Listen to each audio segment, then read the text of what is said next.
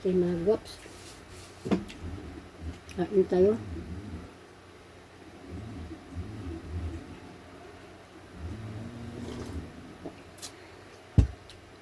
Yung Lola, bigay na lang itong bukog ng, I think this is, ano yun? Yung sinasabi ko kanina. Mamsa. Mamsa na isda at masarap itong pakso na bangos. Sarap. At yung ulam ko kanina sa umaga, this one, breakfast food ito. This is embutido para breakfast. Masarap. At bumili din ako ng fresh lumpia. Dami kong ulam ngayon. Dami kong ulam ng lunch. Sarap. Kain tayo mga guwaps. Gutom ako kasi. Galing ako sa naglilinis, workout linis sa Monica's Riverside.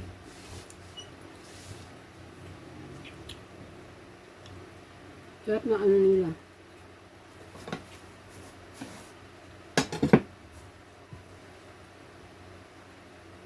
Aksyon ng isda. Bangos, lamig. Lamig. Masarap.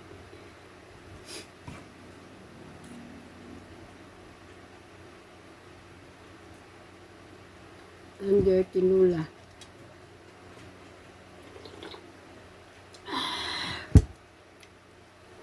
And my coffee.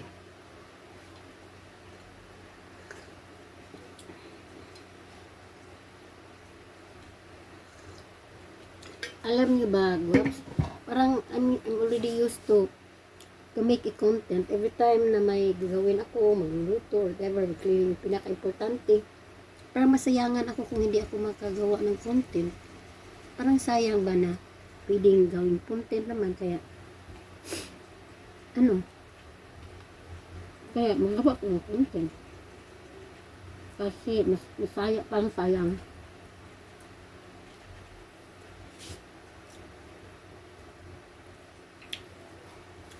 So this is from a well-known restaurant. I know that you know from where is this, from what restaurant is this one? From seem familiar? You look seem familiar.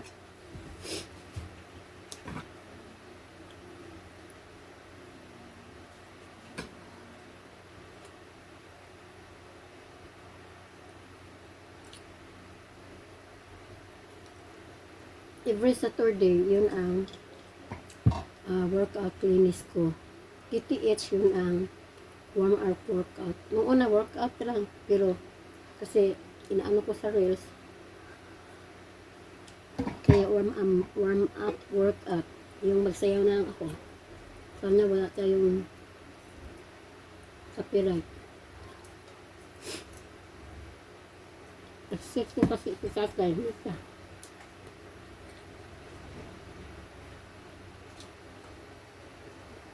Ang dami nilang tinik. Parang si Tatimita hindi ang tao, no? Parang isang robot. Naka-robot siya, no? Or yung mga nag-manage doon. Sila lahat ay si Tatimita.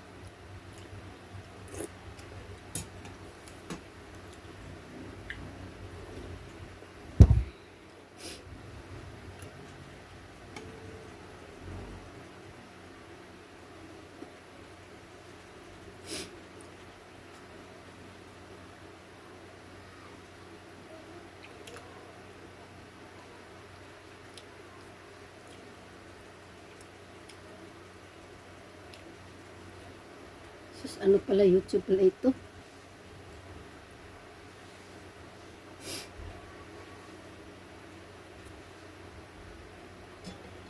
Kala ko, reels.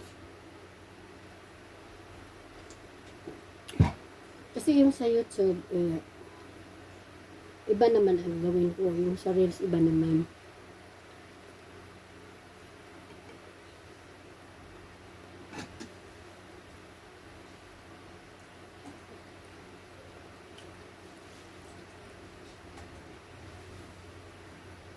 Wala bang ulan dyan sa inyo? Ako palagi akong naulanan. Basa ang likod ko. At ang ulo hindi mabasa dahil magsarok ako.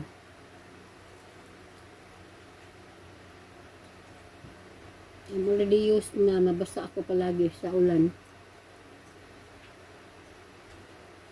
You have to start 11, then tapos ako mga 12, 1.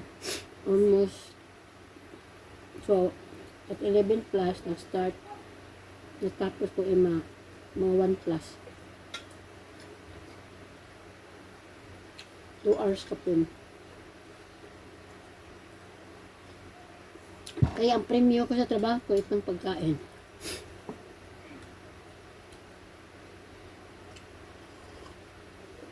After my work, it is so satisfying dahil na ano ka na. Tapos mo na nalinisan, pero parang hindi pa rin ako pupunta doon kasi parang uulan pa.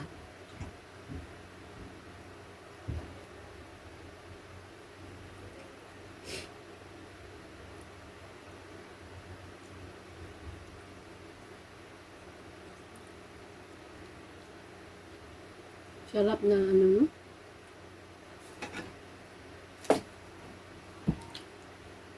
sarap na ano nila, paksyo. Ang paksyo nila, ang daming sabaw.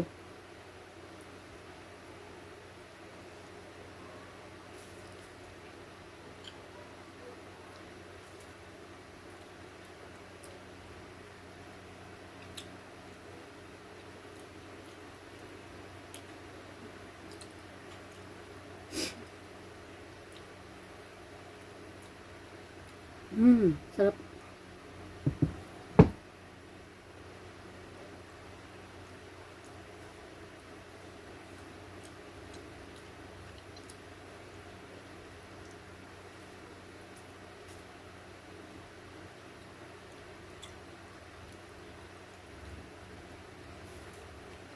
Problema lang dito sa Bangos kung hindi ka marunong kakain dito. Matinig ka. Kasi maliit yung mga ano nila, mabukog. Mga bungot maliit.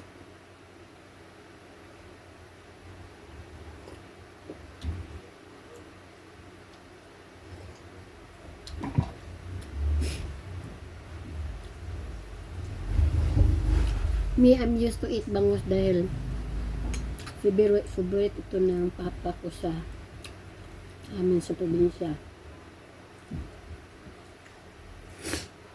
Kasi may fish pan siya doon sa una.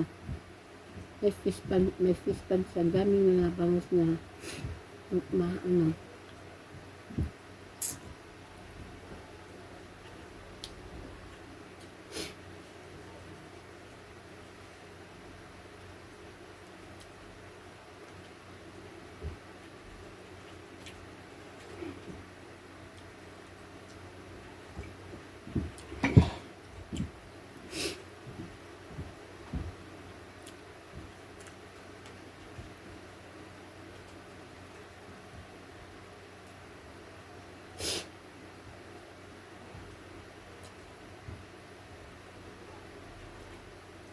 Ang laki pa naman ng bangus niya. Napakaano niya kasi yung mag-amlo na ako nga muna kasi wala tayong ibang. Kasi nung una may ano din siya, may fishing. Ano yun? Hindi fishing net. Sa amin,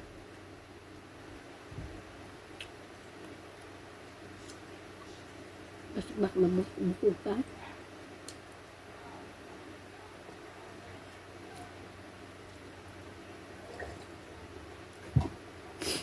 Sa amin kasi, yung papa ko ay yung ugihan ba, yung laging may mga ginagawa at may negosyo. Yun ang papa ko. At kasi marami kami. So, at ano, may bungsod siya sa malalim na dagat. Ibang parang made of bamboo. So, ang papasok doon yung mga malaking isda. So, doon ako kasama sa kanya na lalo kong sumasama sa kanya. Tapos, ang pumpasok doon yung mga tuna fish, mga blue marlin. Yun ang papasok sa ano niya, sa we call it bungsod. Maliit ako at may bangka. Meron din siyang ano yun, yung bang, how do you call that? Parang tinatawag niyang yati. Pupunta ako, kasama ko siya sa bungsod. Mag-ano siya, ang ganda ng yung mga fish na nakapasok. Yung mga tuna, malaki. Mga fish kami, mga isda. Tuna, mga blue marlin. At doon na kami kakain. Yung mga isda ay sinakay sa yung malaking boat na para bang maliit pa sa Arca ni Noe. Kasi meron siyang mga mag-swim doon sa ilalim ng kanyang bungsod. Bigger fish cage. Papasok doon ang mga maraming, hindi isda na ordinary ha. Malalaki nga mga isda. Itong bangos ay sa puno man to. Yun ay sa malalim na dagat. Para nanginginig ang mga paa ko pag ano mag-ano ako, if I want to look at there down at the water, daming mga tuna. Kasi yung mga nag-ano doon, yung na tumutulong, yung mga alyados niya, nag-swim pa atong ilalong para makita kung anong isda ang doon. Tapos nakita sa taas, wow, mga tuna, ang laki ng mga tuna. Para nanginginig ang mga paa ko.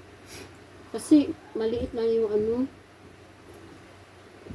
yung parang sa bungsod. Space para sa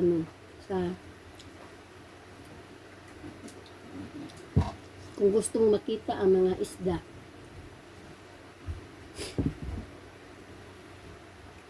Noon. Pero after a while, mga ilang year na kaya yun, may nakilala siya dito. Kasi he is used to believe in that mga quack doctor. Kaya dinala niya doon kasi para daw marami daw ang makuha na isda. Nilagyan ng ulo ng tao. I don't know why. And it started, yun ang pinaka-starting na ano yung negosyo niya.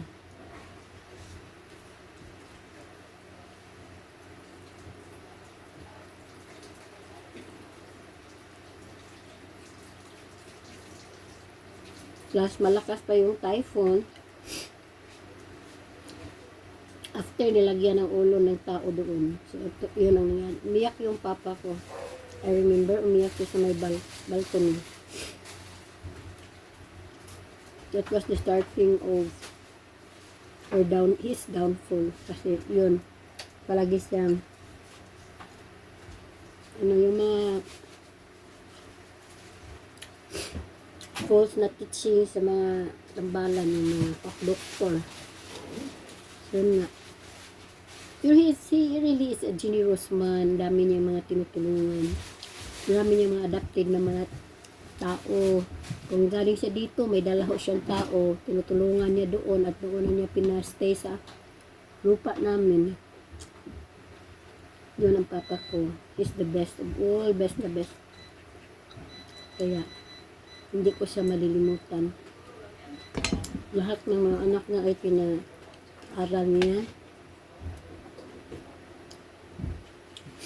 Yun lang mga gwap.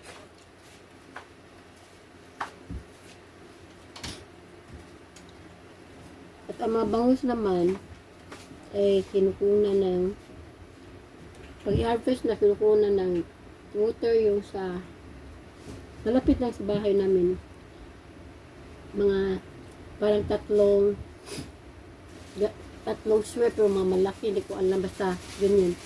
Tapos ang gagawin nila kukunin nila lahat ng tubig doon, ang mga bangus ay na ubusan ng tubig, kaya ano na lang siya, mag-jump. Kaya yun ang pagkuha nila sa bangus. Ang dami naman pupunta sa amin doon para ibinta nila mga bangus, yung mga tuna.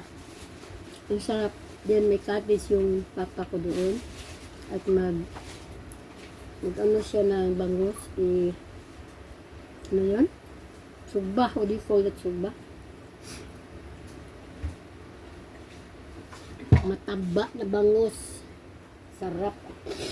With puto.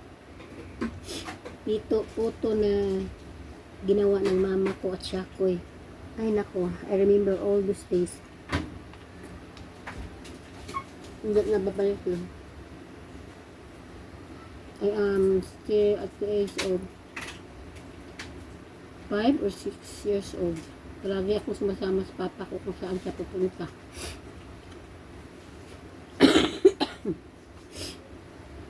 Okay, magwap, God bless all and take care. Remember always that Jesus loves you and Mary is always your guide. Thank you.